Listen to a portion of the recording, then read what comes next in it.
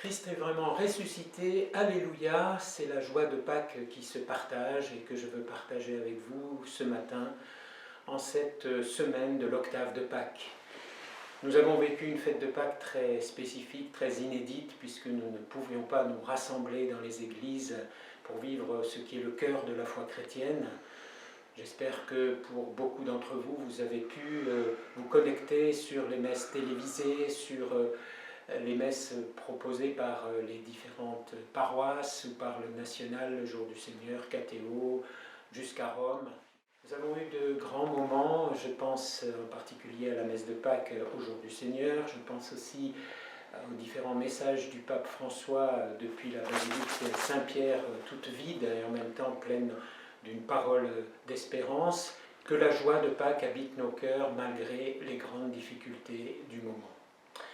Justement, nous sommes convoqués plus que jamais pendant ce nouveau mois de confinement à l'espérance et à la mettre en œuvre, cette espérance, en particulier dans la solidarité avec tous ceux qui commencent à trouver le temps très long, le temps de confinement très long, avec ceux qui sont malades, avec ceux qui sont isolés et qui vivent de plus en plus mal cette solitude. Nous avons, je pense, à redoubler d'ingéniosité là où nous vivons, là où nous sommes, pour communiquer grâce aux moyens d'aujourd'hui, évidemment en gardant les gestes barrières et toutes les distances nécessaires. En particulier avec tous ceux qui vivent des moments difficiles avec lesquels nous pouvons être proches. Nous avons monté un réseau national d'écoute pour tous ceux qui ont envie d'avoir un soutien spirituel, notamment pendant cette période.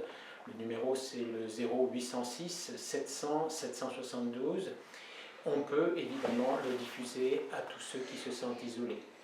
On peut aussi soutenir et participer parfois à ce que des associations comme le Secours catholique, les conférences Saint-Vincent de Paul, l'Ordre de Malte, vivent auprès des plus démunis, des sans-papiers, des personnes qui ont besoin d'être nourries aussi, matériellement et spirituellement.